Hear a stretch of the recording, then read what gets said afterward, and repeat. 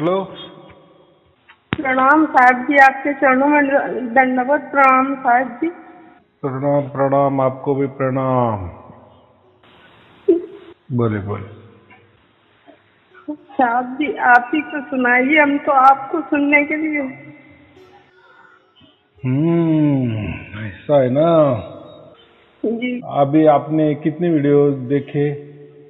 Sir video तो बहुत देर दो महीने से ऊपर हो गए होंगे सर। हम रोज ही देखते हैं, 5-6 तो देख ही लेते होंगे रोज में।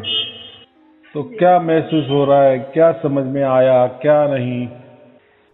गुरु जी मुझे तो बस वही आपके धुन के बारे में, सुमिरन, समर्पण और विश्वास, बस इन चीजों को बस पकड़ा है। बाकी सवाल तो सर कोई नहीं है। हाँ, लेकिन परमात्मा ने आपको उसके गोद में बिठाया क्या? इसका मतलब ही सुमिरन होता है ना। तो वो हो रहा है क्या सुमिरन? गुरुजी वो जो धुन जब अपने आप से आती गुरुजी, तो चाहे कितनी भीड़ हो या आवाजें हो रही हो, वो एक तीर की भांति आती है जब भी आती है। और वो मतलब महसूस होती है। और एक जो मतलब शांत एरिया में कान हम तो हम गुरुजी कभी ना बंद किए। पर थोड़ा बहुत ध्यान में या मतलब वैसे बैठते जरूर थे 15-20 मिनट के लिए सुबह पहले से। जी गुरुजी, तो वो समय गुरुजी हमने अभी हमें 2 साल नहीं हुए, हमने साहब जी का नाम उपदेश लिया था। घर बैठे ही हमें गुरुजी मिले थे साहब। हम बहुत ही मतलब विकट परिस्थितियों से गुजर रहे थे, निराशा के अंदर में फंसे हुए थे। तब वो गुरुजी हमें मिले, घर बैठे मिले साहब, जिन्होंने हमें उन सभी परिस्थितियों से बाहर निकाला। वो बहुत अच्छे हैं गुरुजी। बहुत अच्छे, बहुत अच्छे। जी गुरुजी, तो हमने आपके 2-4 वीडियो पहले फोन में देखे, तो फिर हमने अपने गुरु जी को बताया, हमने साहब जी परमात्मा ने भेद खोल दिया है और ऐसे ऐसे संत जी हैं वहाँ पे। तो उन्होंने कहा कि हाँ बेटा, संत ऐसे ही होते हैं, वो कहीं आके जाते हैं। जी गुरुजी, हमारे गुरुजी जो हैं वो कोई गुरु गद्दी नहीं चलाते हैं, नौकरी करते हैं पुलिस विभाग में। हमारे पति भी पुलिस विभाग में ही है साहब जी। तो हमें बस इतनी छूट परमात्मा दे दो आप कि हम अपने गुरुजी को ना छोड़ें, क्योंकि वो यहाँ इस संसार में, भौतिक संसार में मेरे लिए एक पिता की तरह ढाल बनकर खड़े रहते हैं। बस इतना ही आपसे गुरुजी वो छूट थोड़ी चाहते थे। वैसा तो उन्होंने कुछ नहीं बताया, कोई बंधन नहीं लगाया, कुछ नहीं किया। बस ये और कह देते हैं निर्भय होकर किसी चीज में संशय ना करो। जी गुरुजी, तो हम बस इतना ही आपसे चाहते हैं गुरुजी कि हमारे गुरु भी हमसे ना पूछा, क्योंकि वो भी हमारे एक बाप की तरह है। और गुरुजी हमें आप पर भी पूर्ण विश्वास है। देखो अभी कैसा है परमात्मा। हाँ जी गुरुजी आप कहिए।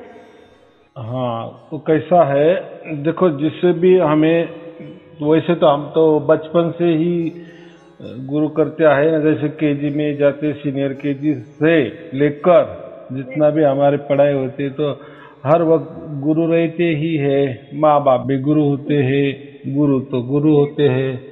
जो भी मार्गदर्शन करने वाला है, हमारा हित चाहने वाला है, वही गुरु होता है असल में, बराबर। हाँ, और गुरु का एक दूसरा मतलब होता है जो अंधेरे से हमें प्रकाश दिखाए, वही गुरु होता है। असली में गुरु का अर्थ यही होता है। लेकिन कबीर साहब ने गुरु का अर्थ एक ऐसा बताया कि जो हमें परमात्मा को लखा दे, वही असल में गुरु होता है। जी गुरुजी, वो काम तो आप ही कर रहे हैं साहब जी। तो ऐसा है, गुरु के हजारों प्रकार है, उसमें से मैंने तो मेरा काम क्या कर दी, मैंने तो भेद बता दिए कि परमात्मा को कैसे प्राप्त किया जा सकता है। और वेद में भी यही बताया कि परमात्मा आपसे प्राप्त नहीं होगा, खुद परमात्मा ही आपको प्राप्त करेगा। ये वेद मैंने बता दिए। फिर हर देखो अभी लाखों लाखों लोग यही कर रहे हैं तो उनको प्राप्त हो रहा है, पर फिर पहले क्यों नहीं प्राप्त हुआ? क्योंकि पहले वो उनकी ओर से प्राप्त करने की कोशिश करते थे ना। कोई विचारों से परमात्मा को प्राप्त करता था, कोई कल्पना से परमात्मा को प्राप्त करता था, कोई प्रार्थना से परमात्मा को प्राप्त करने की कोशिश करता था, कोई जाप करने को कोशिश करता था, कोई अजपा करता था, कोई मंत्र करता था, कोई प्राणायाम करता था, बराबर।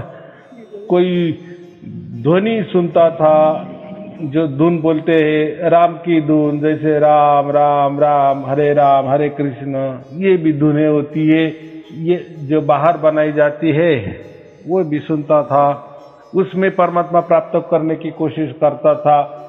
कोई प्राणायाम करता था, कोई चक्रों की साधना करता था, कोई रेकी करता था, कोई कुंडलिनी जागृति करता था, यानी हर प्रकार से परमात्मा प्राप्ति करने की कोशिश करता था, बराबर। कोई ओम सोम करते थे, कोई ओम का जाप करते थे या ओम की ध्वनि सुनते थे, बराबर। कोई सोहम अपने जापा से करता था, अजपा से सोहम, जैसे श्वासों में जो जाप होता है उसको हम अजपा कहते हैं। हाँ, तो कोई ओम सोम का भी अजपा करने को बोलते हैं, जैसा होता है ना। यही वाला गुरुजी, यही वाला ओम सोम वाला, यही सांसों से अजपा, मतलब ध्यान आते तो चली रही पर ध्यान देना। हाँ, तो ऐसा है, तो ऐसा नहीं होता। अभी आपके गुरु ने जो भी दिया वो अच्छा ही होगा, लेकिन उसमें भी बहुत सारे प्रकार है। ऐसा नहीं कि श्वासों में यही मंत्र दिया जाता है कि श्वास अंदर खींचो 100 और बाहर छोड़ो हम, ये भी देते हैं। इसमें भी लाखों गुरु है। बाकी जो कोई बोलते हैं कि नहीं, ओम को बाहर छोड़ो, सोम अंदर ले लो, ऐसे भी ओम सोम का बताते हैं। तो कोई बताते हैं ओम को बाहर छोड़ो, सोम को अंदर लो, अंदर की श्वास में सोम का जाप करो, और जैसा श्वास रुक जाए सत कबीर का ध्यान करो। यानी जो परावाणी होती है ना एक अंदर में, जैसे हम ये बोल रहे हैं, तो ये वैखरी वाणी हो गई, परा पच्छन्ति मध्यमा वैखरी। तो ये जो परावाणी होती है इसको हम देववाणी कहते हैं। तो देववाणी माने क्या है? ऐसी कल्पना करना कि ऑटोमेटिक वो कोई तो भी वो जाप कर रहा है। तो ऐसे कोई करते हैं कि ओम श्वास को छोड़ देना, बराबर, रेचक करना, फिर श्वास को अंदर लेना, उसको क्या बोलता है? पूरक। उसमें सोहम कहना श्वास के जरिए, फिर श्वास अंदर में रुकवा देना, और वो जो रुकी श्वास में परावाणी से सत कबीर कहना, बराबर, फिर श्वास छोड़ देना। तो ये हो गया ओम सोम सत कबीर। ऐसे भी है तो बहुत सारे। तो कोई बोलते हैं ओम बाहर छोड़ना, ओम भी अंदर लेना। तो ऐसे अगर हम गिनते जाए ना तो बहुत सारे प्रकार है, बहुत सारे प्रकार है, बहुत सारे प्रकार है। अभी फायदा किसको होता है? जो गुरु के ऊपर विश्वास रखता है उसको फायदा होता है। फायदा यानी क्या? फायदा यानी वो कोई आध्यात्मिक फायदा नहीं, कोई परमात्मा उनको नहीं मिलता। उनको फायदा होता है ये प्राकृतिक वाले फायदे, सांसारिक फायदे। तो अभी आप बोली ना कि मुझे फायदा हो गया, हमने गुरु के, उन्होंने कोई मंत्र दे दी तो उनसे हमको फायदा हो गया। तो ऐसे सभी को फायदा होते ही है।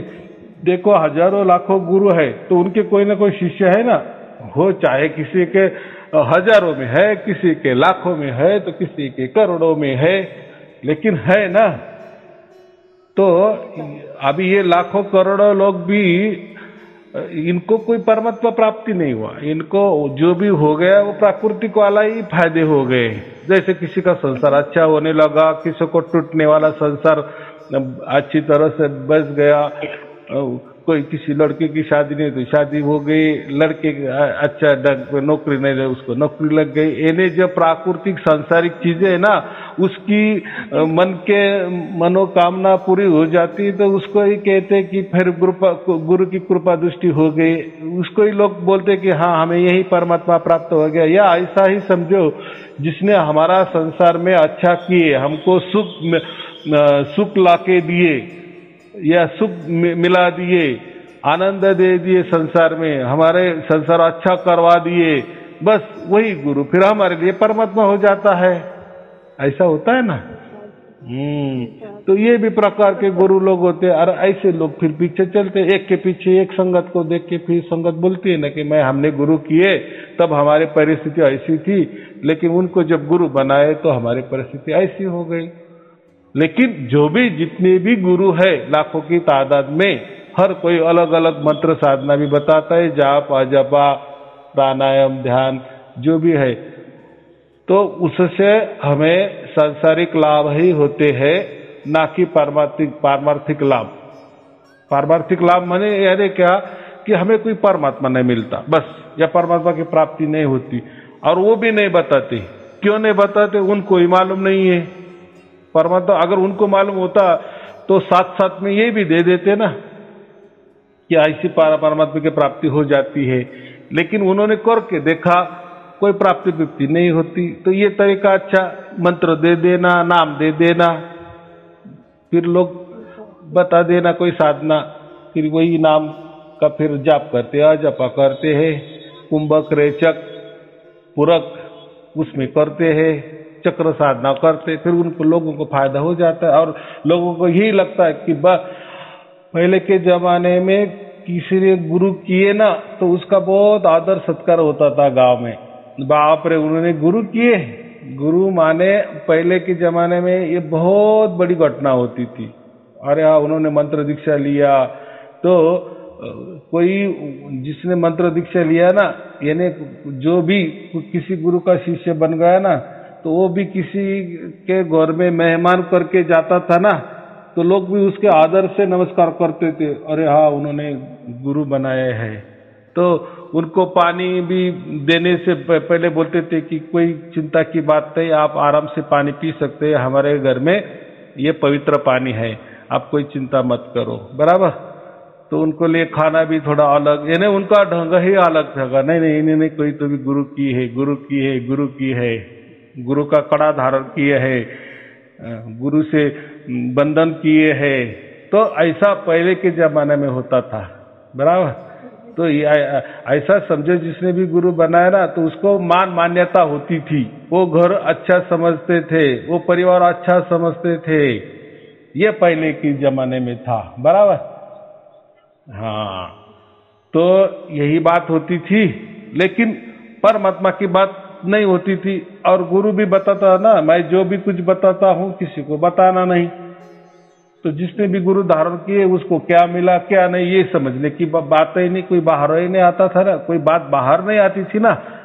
तो इनको परमात्मा मिला या ना मिला, उनको कोई परमात्मा भी नहीं मिलता था, बस कोई नाम मंत्र मिलते थे। और मंत्र तो लाखों की तादाद में पड़े हैं, और अर्थ भी अलग अलग ढंग के। कुछ गुरु ने तो खुद के मंत्र बनाए, कुछ गुरु ने धर्म ग्रंथ से मंत्र निकाले, कोई बोलते गुप्त मंत्र है। तो इससे लोगों की श्रद्धा बैठती है, फिर वो जाप करने से या जैसी गुरु ने विधि बताई तो उससे उनका अच्छा होता है। हालांकि में ऐसा है, सच्चाई तो यह है कि कोई किसी ने गुरु किए भी या ना किए तो भी जिसका अच्छा होने वाला है उसका अच्छा ही होता है, और जिसका बुरा होने वाला है तो फिर 4 लाख गुरु भी किए तो उसका बुरा ही होता है। लेकिन होता क्या है, हम गुरु बनाए, हमारा अच्छा हो गया तो हम गुरु पे थोप देते हैं, गुरु किया इसलिए हमारा अच्छा हो गया, बस निमित्त रहता है ना, बराबर। लेकिन ऐसे की बात नहीं ना, आपका जैसा अच्छा हुआ का दूसरों का भी अच्छा होता ही होगा ना। उसने गुरु भी नहीं बना तो भी अच्छा होता है ना, लेकिन उसको तो कोई कहने का निमित्त नहीं है तो कोई गुरु का नाम नहीं लेता। लेकिन जिसने भी गुरु किए होते हैं और उसका अच्छा हो गया तो गुरु पे थोप देता है, फिर गुरु गुरु की भी कॉलर टाइट हो जाती है, देखो मैंने क्या मंत्र दिए तो इनको सब चेंज ही हो गया, तो ये क्या करना है।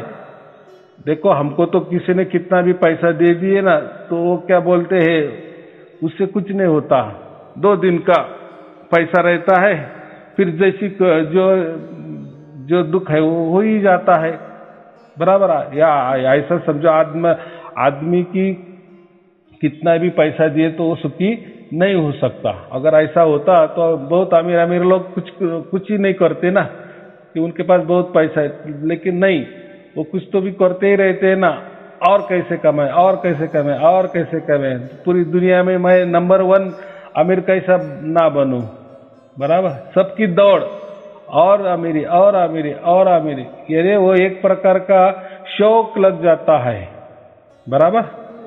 हाँ, तो ऐसा ही शौक जैसे हर किसी को होता है ना को अमीर बने, हर कोई छोटा बच्चा से लेकर बूढ़े तक हर किसको लगता है कि मैं अमीर बन जाऊं, मेरी प्रॉपर्टी हो जाए, मैं बादशाह बन जाऊं, बराबर। तो ऐसा ही जैसा ये शौक होता है पैसे कमाने का, तो ऐसा ही लोगों को गुरु करने का शौक होता है। ये गुरु के पास जाओ, इसके से मंत्र ले लो, फिर उससे क्या होता है वो छोड़ दो, फिर दूसरा करो, उनके पास क्या तरकीब है, तीसरे के पास क्या तरकीब है, वो क्या मंत्र बताता है, वो क्या साधना बताता है, या इसके पास परमात्मा मिलेगा या उसके पास परमात्मा मिलेगा, ऐसे करके जिंदगी में 5-25 गुरु बना लेता है, लेकिन परमात्मा तो किसी के पास मिलता ही नहीं, क्योंकि जितने भी लाखों गुरु है उनको ही परमात्मा को मालूम नहीं है, तो वो क्या दे देंगे आपको। कोई बोलता है परमात्मा ओम स्वरूप है, कोई बोलता है ज्योति स्वरूप है, फिर ओम का जाप किए तो ओम का ध्वनि ऑटोमेटिक मस्तिष्क में बैठ जाता है, फिर वो बोलता है हाँ मुझे ओम की प्राप्ति हो गई। कोई बोलता है, कोई गुरु बोलता है परमात्मा ज्योति स्वरूप है, फिर वो ज्योति का ध्यान करता है, कल्पना करता है, विचार करता है, तो एक दिन एक न कहीं न कभी उसको ज्योति दिखने लगती है। जैसा सपना दिखता है तो वैसा वो जागृति में उसको ज्योति भी दिखने लगती है। बोले मुझे परमात्मा की प्राप्ति हो गई, क्योंकि मेरे गुरु जी ने बताया था परमात्मा ज्योति स्वरूप है, तो मुझे परमात्मा दिखा, मैंने देख लिया परमात्मा को, मेरे परमात्मा को दर्शन हो गया, ज्योति स्वरूप परमात्मा को दर्शन हो गया। तो ऐसा होता है। लेकिन कबीर साहब ने ये सब कुछ देखा और बताया कि परमात्मा शब्द स्वरूप है। शब्द माने ध्वनि, साउंड, आवाज, और वो जो आवाज है वो आदि अनादि अनंत काल से चल रही है, बराबर। हाँ, और वो निरंतर चल रही है, अखंडित चल रही है। वो प्राप्त करना वही असल में परमात्मा है।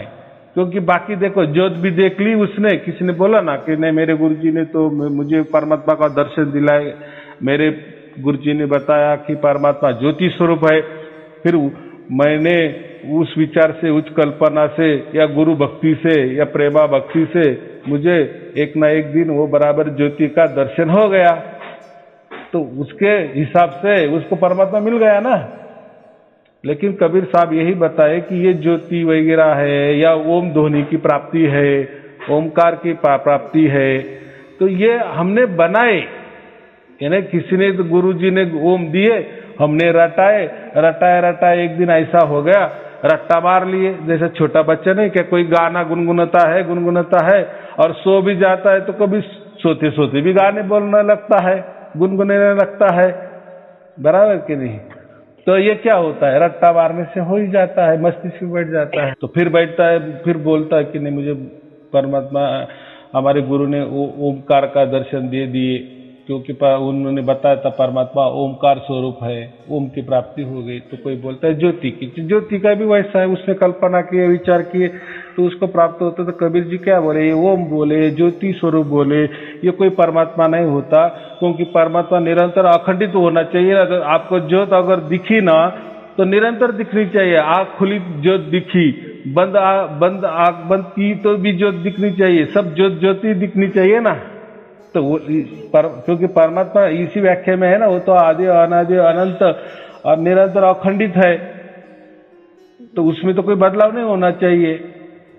लेकिन ये क्या करता है, आंख बंद करता है तो उसको ज्योत दिखती है, आंख खोल देता है ज्योत बंद हो जाता है। ऐसा थोड़ी परमात्मा होता है, एक क्षण के लिए देखा बाद में नहीं देखा। ओमकार की भी वैसा है, ध्यान के लिए बैठे, ओम की ध्वनि शुरू हो गई, तो ऐसा थोड़ी परमात्मा होता है कि उसके लिए ध्यान किया तो भी आता है, ध्यान ना किया तो नहीं आता, ऐसा नहीं। तो निरंतर अखंडित नहीं होती। तो ये परमात्मा ने शब्द स्वरूप ऐसा बता दिए है कि वो जो ध्वनि हमको जब वह उसकी ओर से हमें प्राप्त हो जाती है तो वो निरंतर और अखंडित होती है, और वो ध्वनि किसी से निर्मित नहीं है। तो वह ध्वनि आदि अनादि से चल रही है, अनंत काल से चल रही है, और उसको हमने प्राप्त की है। बराबर, यानी उसने ही हमको प्राप्त की है। लेकिन अभी प्राकृतिक में रहने से हम क्या बोलेंगे, हमने परमात्मा की प्राप्ति की, ऐसा ही बोलना पड़ेगा ना, क्योंकि प्राकृतिक शब्द वैसा कुछ नहीं ना। तो इसीलिए मैं कहता हूं, ऐसा भी बोला तो भी एक ही बात होती है ना। जैसे आपने मुझे फोन लगाए, मैं बोल रहा हूं, मेरी आवाज आपके घर में आ गई, बराबर, तो मैं आपके घर में आ गया, ऐसा भी उसका अर्थ हो जाता है। या आपने फोन जो भी फोन किया तो आपकी आवाज मेरे घर में भी आ रही है, उसका दूसरा अर्थ भी ये हो सकता है कि आप मेरे घर में आ गई। दोनों भी अर्थ बराबर ही है ना, क्योंकि जुड़ा हो गया ना हमारा फोन का सिग्नल का। तो वैसा ही परमात्मा का जब जुड़ा हो जाता ना, तो कैसे भी कहो कि परमात्मा को हमने प्राप्त किया क्या, या परमात्मा ने हमको प्राप्त किया, बात तो एक ही है। उसकी ओर से वो हमें प्राप्त करे क्या, या हमारे ओर से उसको प्राप्त करना क्या, बात एक ही है। बराबर। तो कोई तो इसके आगे जाते हैं कि परमात्मा आत्म स्वरूप है, यानी हमारा निज स्वरूप है, निज माने प्राइवेट, बराबर, हमारा है रूप। अभी हमारा रूप परमात्मा नहीं हो सकता, ये मैं आपको बता दे रहा हूं। कोई लोग बोलते हैं ना, तो परमात्मा आत्म स्वरूप है, यानी आत्मा ही परमात्मा है। और आत्मा क्या है, आत्मा तो हमारा निज स्वरूप है बोलते हैं। वो हमारी निज स्वरूप की प्राप्ति होती है, ना कि परमात्मा की। लेकिन कोई लोग यही बोल देते हैं कि आत्मा यही परमात्मा है, आत्मा की प्राप्ति करना माने ही निज स्वरूप की प्राप्ति करना माने ही परमात्मा की प्राप्ति करना है। लेकिन ये सरासर झूठ है।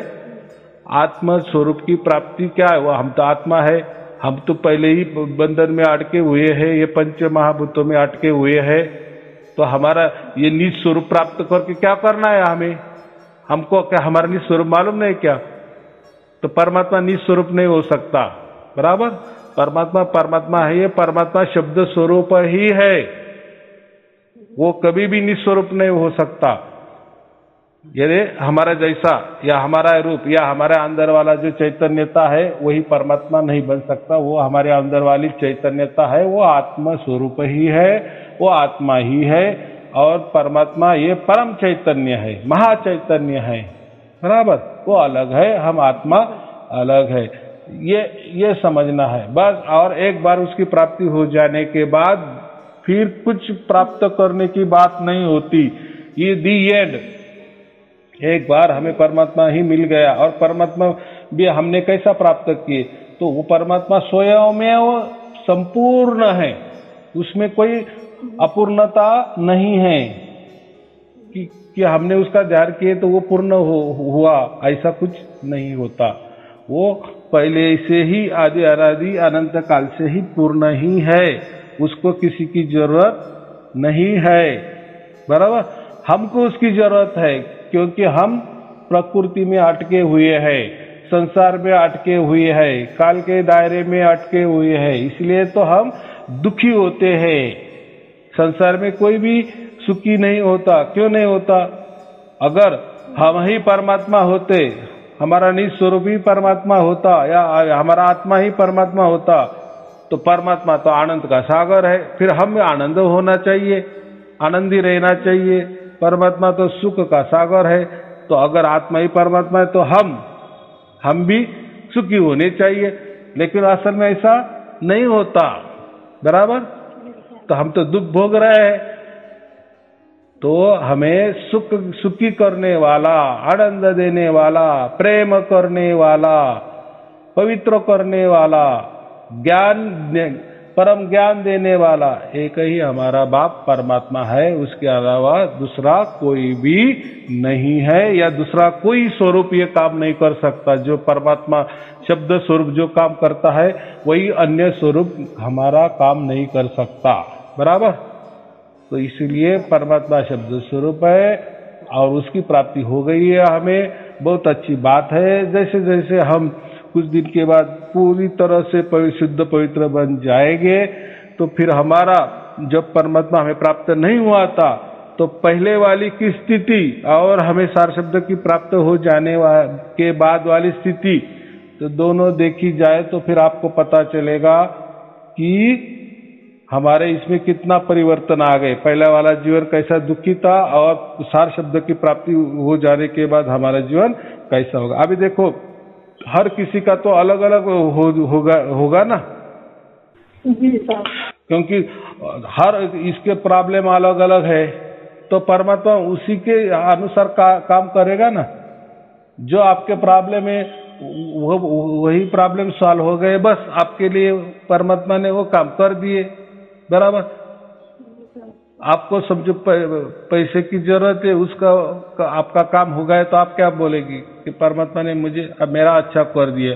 किसी को मकान की जरूरत है, उसको मकान मिल गया तो वो क्या बोलेगा, परमात्मा ने मुझे मकान। किसी को लड़का नहीं है, या हम बोलते हैं ना वंश चलाने के लिए लड़का हो या लड़की हो नहीं है, तो अगर उसको हो गया तो क्या बोलता है, परमात्मा ने मेरा अच्छा काम कर दिए। तो ऐसा ही है कि परमात्मा को सब कुछ समझता है, उसको मांगने की कोई जरूरत नहीं कि मुझे पैसा दे दो, मुझे घर दे दो, मुझे ये दे दो, मुझे वो दे दो। उसको मालूम है कि क्या करना है क्या नहीं। वो इतना 35 लाख ब्रह्मांड चलाता है, वो हर एक की खबर उसको मालूम है, बराबर। आपने प्राप्त किया इसलिए वो कोई प्रकट हुआ ऐसा नहीं है, वो तो आदि अनादि अनंत काल से प्रकट ही है, स्वयं है और पूर्ण है। हाँ, हमारे लिए वो प्रकट हो गया ना। अभी आप वो धुन सुन रही है तो आपके लिए परमात्मा की प्राप्ति हो गई, वो आपके लिए हो गई। जैसे मुझे हो गई, लाखों लोगों की हो रही है, और जिसको भी नहीं हुई थी तो उसके पास परमात्मा नहीं, ऐसा नहीं है। वो जानता नहीं, बस इतना ही। जैसा कोई भिखारी होता है ना, उसकी जो भी झोपड़ी होती है, क्या बोलते हैं हम, उसका जो घर होता है छोटा सा झोपड़ी बोलते हैं ना, झुग्गी। तो वो जिस झोपड़ी में, वो झुग्गी में रहता है, तो वो जमीन के नीचे बहुत बड़ा धन होता है, लेकिन उसको मालूम नहीं होता ना। तो हर रोज वो क्या करता है, भीख मांग कर खाता है। कितना बरस गए भीख मांग कर खा रहा है, गरीब जीवन अपना बिता रहा है, बराबर। हाँ, लेकिन जब कोई भेदी गुरु उसको मिल जाता है, यानी भेद जानने वाला कोई आदमी मिल जाता है, और वो कहता है कि उस भिखारी को कि तू जहां रह रहा है ना, थोड़ा 2 फुट जमीन खोदो तो वहां आपको बहुत बड़ा खजाना मिलने वाला है। बस फिर भिखारी को खोदता है, खजाना मिल जाता है। तो ये क्या हो गया? तो ऐसा ही परमात्मा का खजाना सबके पास है, लेकिन मालूम नहीं। इसीलिए जैसे वो भिखारी के घर के 2 फुट के नीचे, जमीन के नीचे इतना बड़ा खजाना था, लेकिन भीख मांगता था ना। हाँ, लेकिन जब उसको मालूम पड़ गया उस खजाना मिल जाने के बाद कैसा भीख मांगेगा, वो नहीं मांगेगा ना। वैसा ही परमात्मा का खजाना सबके अंदर है, कि वो परमात्मा को मानने वाला हो या ना मानने वाला हो, लेकिन जिसको मालूम हो जाता है कि परमात्मा शब्द स्वरूप है और परमात्मा ऐसा हमारे साथ निरंतर अखंडित रहता है, और फिर जब वो रहता है उसका संग हमारे साथ हो जाता है, तो उसका जब हमें संग हो जाता है एक क्षण के लिए भी, तो हम उसी वक्त परम पवित्र बन जाते हैं। फिर परम पवित्र विचार, तो फिर हमारे विचार भी परम पवित्र बन जाते हैं, हमारा आचरण भी परम पवित्र बन जाता है। सभी पवित्र तो मंगल ही मंगल होता है ना। फिर हमारे आचार, विचार, उच्चार, व्यवहार, उस सब में परमात्मा की मौजूदगी रहती है, परमात्मा की साक्ष्य रहती है। फिर हमारे हर व्यवहार, हर उच्चार, हर हमारा जो वो बोलना हो, कहना हो, सुनना हो, देखना हो, चलना हो, फिर हर एक विचार, कल्पना, वो सब परमात्मा मय ही हो जाती है। ऐसा समझो कि परमात्मा ही सब कुछ चलाता है, फिर हम मिट ही जाते हैं। फिर वो हमारा जो संसार है एकदम सुंदर रीति से चलता है। फिर हमको इतनी खुशी होती कि ये परमात्मा इतना हमारा नजदीक था, लेकिन हमें मालूम नहीं था। तो ये बात होती, तो कोई चिंता की बात नहीं। अभी परमात्मा आपको मिल गया है, लेकिन जैसा लड़का बच्चा पैदा होता है तो हमारी तो बहुत इच्छा होती है कि उसने बोलना चाहिए, चलना भी चाहिए, झटक से बड़ा भी होना चाहिए। तो ऐसा होता है क्या? नहीं होता ना।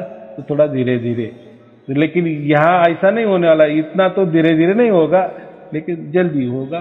तो लेकिन हम थोड़ा सा उसकी ओर से उसको होने दो, वो क्या करता है, हमारा जीवन कैसा चेंज करता है, तो उसके अनुसार वो जैसा हमें बनाता है ना, वैसा हम बनने के लिए तैयार हो जाना। तैयार है साहब। समर्पण, इसलिए हम क्या बोलते हैं, समर्पण। बस उसको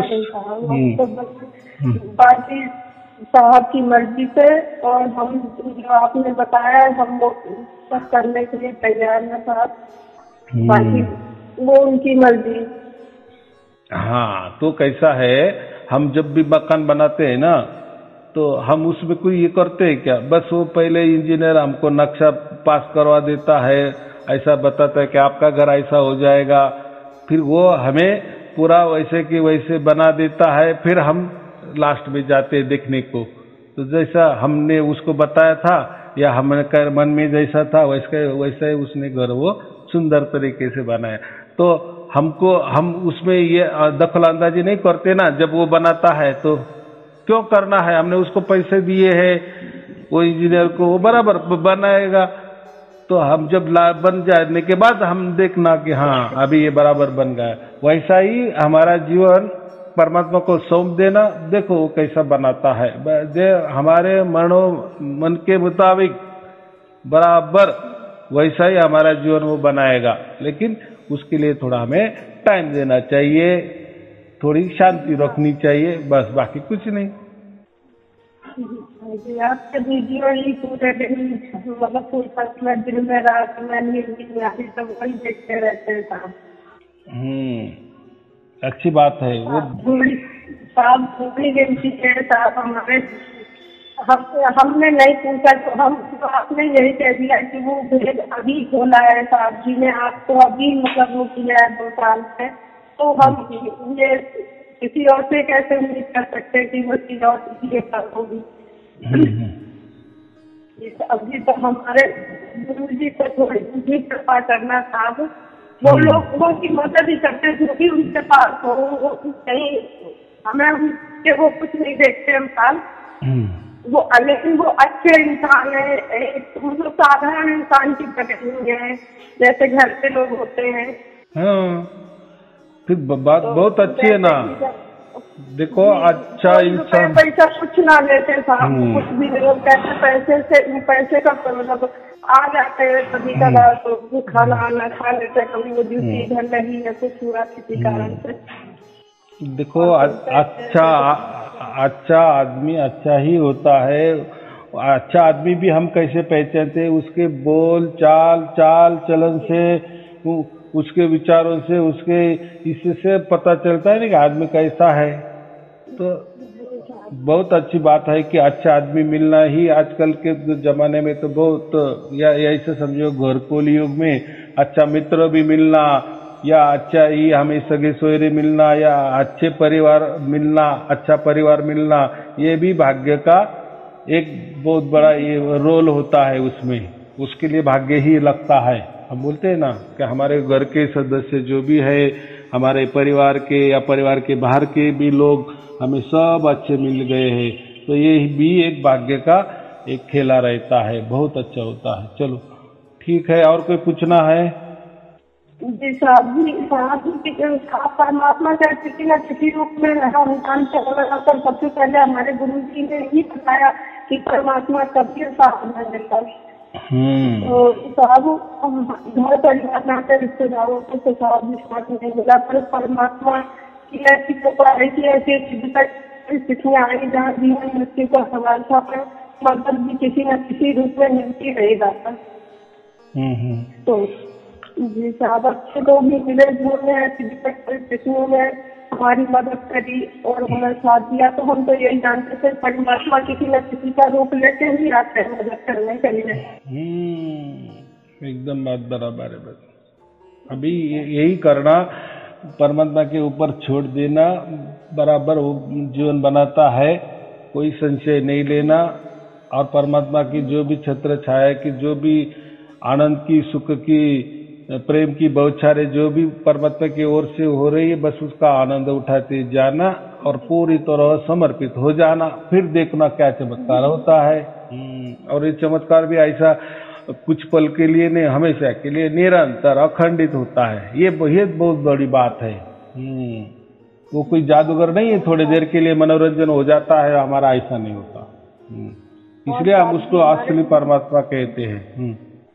जी साहब जी, और साथ ही हमारे गुरु जी ने भी कहा कि एक जैसे एक पतिव्रता स्त्री होती है कि सबका ध्यान रखती पर समर्पित अपने पति या अपने परमेश्वर के लिए ही होती, उसी तरीके से विश्वास करना, उसी तरह किसी का अनादर नहीं करना। क्योंकि हम इस संसार में रह रहे तो इस संसार के लोगों का या जो भी देवी देवता उनको भी प्रणाम करना, पर पूजा सिर्फ अपने मतलब निरंतर परमात्मा का ही। एकदम बराबर, एकदम बराबर। तो हमारे गुरु साहब जो यहाँ के गुरु है साहब, उन पर भी कृपा करना चाहता। देखो, एक सार शब्द होता है ना, तो उसका सब पूरा परिवार, उसका सब सगे सोहरे संबंधी मित्र परिवार, उनके ऊपर भी कृपा छत्र छाया होती है।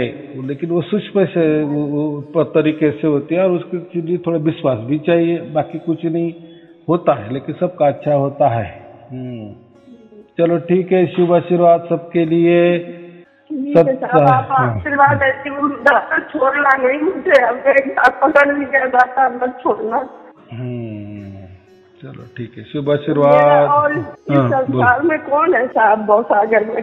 हाँ, है ना, परमात्मा है आपके साथ, इसलिए तो वो अखंडित और निरंतर आपके साथ है ना, उसका संग आपके साथ है ना। अभी डरने की, चिंता की क्या बात है? कुछ भी बात नहीं, उल्टा अभी देखो, इसके पहले तो जब हमें ये परमात्मा नहीं मिला तो इसके पहले तो बाकी लोग थे, लेकिन अभी तो स्वयं परमात्मा हमारे साथ आया हुआ है और अखंडित निरंतर उसकी छत्र छाया में हम है। तो अभी हमें डरने की क्या बात ही नहीं ना, क्योंकि हमने पूरा हमारा जीवन पूरा तन मन धन परमात्मा को अर्पण कर दिए है। अभी वो चला रहा है, कोई अभी चिंता की बात नहीं, कोई संशय की बात नहीं, बस विश्वास ही विश्वास परमात्मा के ऊपर। चलो ठीक है, शुभ आशीर्वाद। सत साहेब जी, सत साहेब जी, सत साहेब जी, धन्यवाद, प्रणाम साहब। हाँ, प्रणाम स्वीकार, आपको प्रणाम।